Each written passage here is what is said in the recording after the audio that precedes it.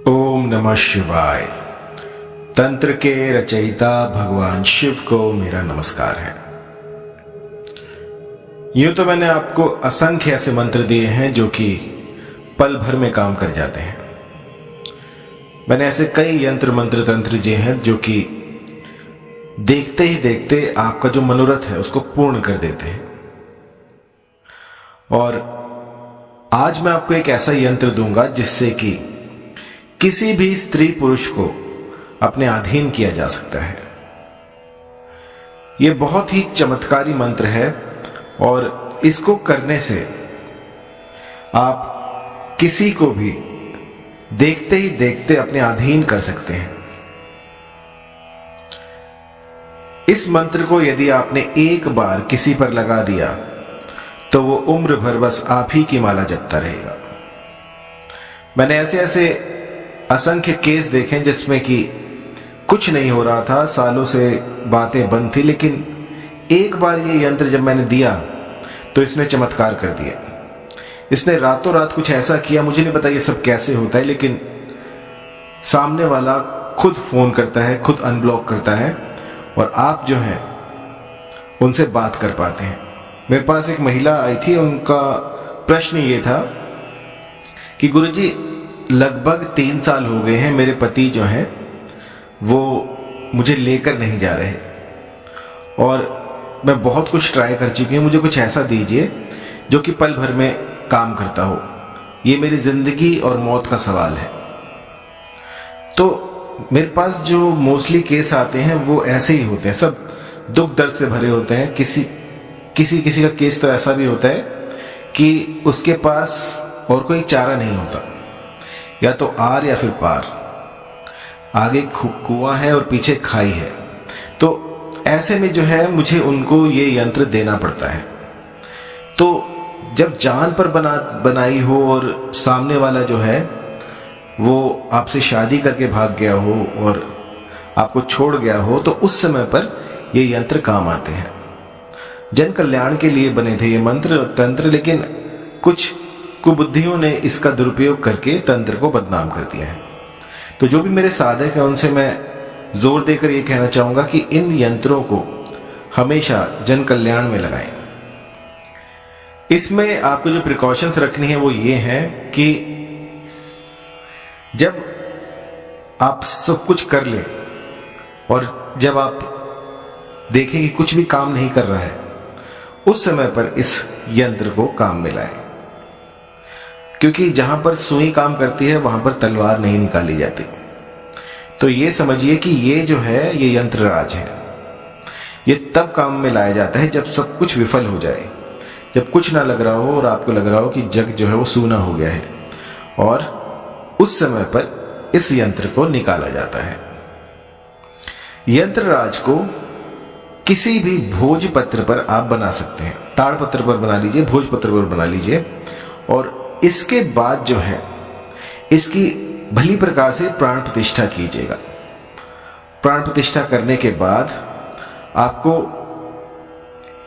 इस यंत्र को शराब में डुबा देना है। यंत्र के बीच में जो है मंत्र है, उस मंत्र में जहां पर नाम आया है उस नाम के व्यक्ति को आप आकर्षित कर रहे हैं। तो हमेशा जहां पर नाम लिखा हुआ है वहां पर आपको उस साध्य व्यक्ति का नाम लिखना है और उसके बाद जो है इसकी प्रतिष्ठा करनी है।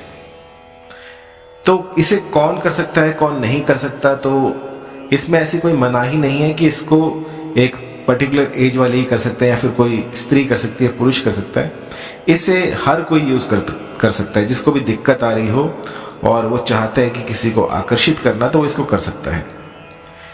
इस साधना का जो दिन है वो रहेगा बुधवार। बुध काम शुद्ध, बुधवार को किया गया ये यंत्र का काम शुद्ध हो जाता है, सिद्ध हो जाता है। और इसकी टाइमिंग रहेगी, अगर आप ब्रह्म मुहूर्त में कर पाए तो बहुत बढ़िया है, अन्यथा 6 से 8 बजे के बीच में इसको बना सकते हैं। बनाते वक्त जो आसन होगा वो मृग चर्म का होगा, क्योंकि आकर्षण में मृग चर्म जो है वो सर्वश्रेष्ठ बताई गई है। लेकिन आजकल के आधुनिक युग में वो पाना बहुत मुश्किल है, तो आप उसकी जगह पर ऊनी कंबल ले सकते हैं। ये ध्यान रखें कि आपकी साधना में कोई भी चीज काली ना हो। और मैं आपको जोर देकर ये कहना चाह रहा हूं कि जब ये यंत्र निर्माण करें तो आप एकांत में हो। एकांत में ही शक्तियां जो है वो उजागर होती हैं। मेरा मूल मंत्र ये समझ लीजिए कि जब भी कोई ऐसी साधना करें तो दुनियादारी से दूर होकर करें।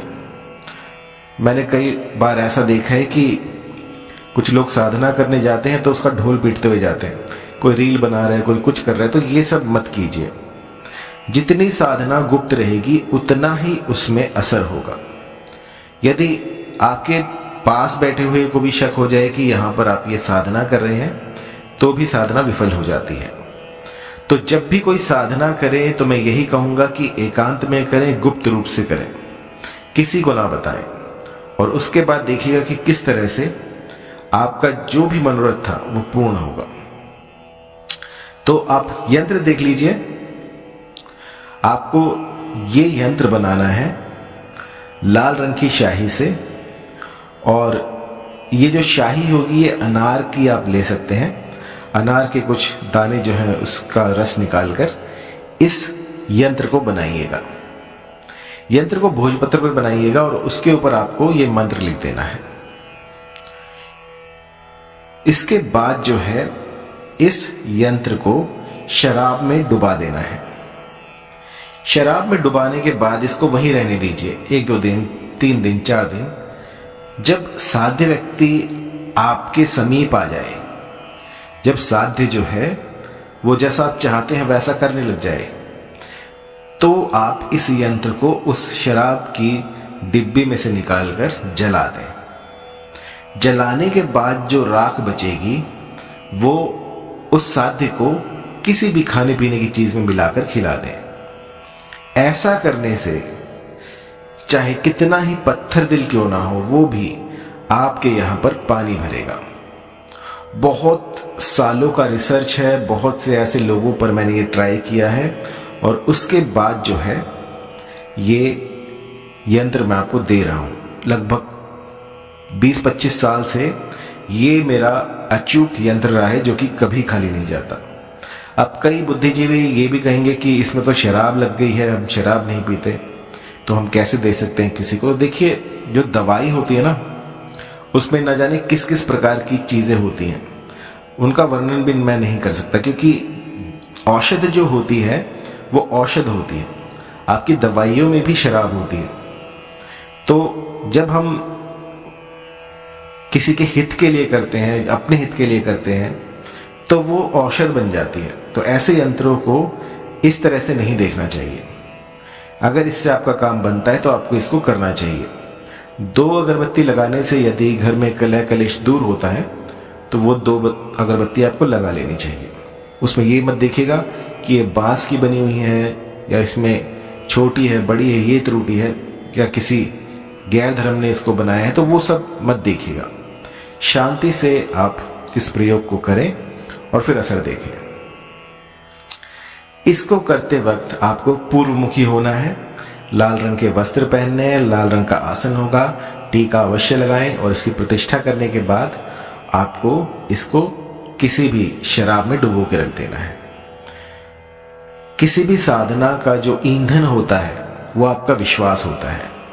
यदि मन में अटूट विश्वास है तो ये साधना बहुत जल्दी फलित होती है।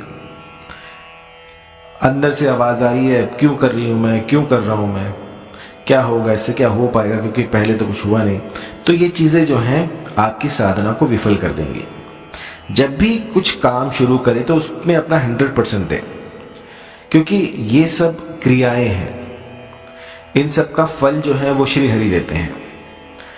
तो उनसे सबसे पहले अनुमति लें कि मैं ये क्रिया, ये यंत्रराज बना रहा हूं और मुझे इस काज में सफलता प्रदान करें। तो यकीन मानिए आपका जो घर परिवार है वो बच जाएगा और आप जो भी मनोरथ लेकर आए थे वो आपका पूर्ण हो जाएगा। इसके बाद भी यदि कहीं पर कोई त्रुटि हुई हो, यंत्र समझ में ना आ रहा हो, या फिर मंत्र में कोई दिक्कत हो, कुछ पूछना हो आपको, तो आप मुझे व्हाट्सएप कर